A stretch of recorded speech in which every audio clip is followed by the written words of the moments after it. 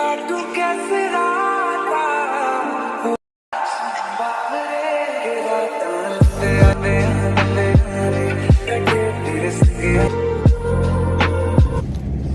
अस्सलाम वालेकुम, सत्रिकाल, नमस्ते। कैसे हो आप लोग?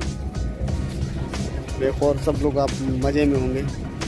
एक स्टेटस में इस तरह का बनाया, तो इंस्टाग्राम, फेसबुक या व्हाट्सएप या ईमो कहीं भी आप इसको लगा सकते हैं। तो चलो स्टेप बाय स्टेप आपको दिखाते हैं, काइनमास्टर में चलते हैं और आप भी अपना स्टेटस इस तरह बना सकते हैं। वीडियो के डिस्क्रिप्शन बॉक्स में सारे मटेरियल का लिंक मिल जाएगा, तो आप वहाँ पे जाके उसको डाउनलोड करें और डाउनलोड करने के बाद आप अपना स्टेटस आराम से बना सकते हैं।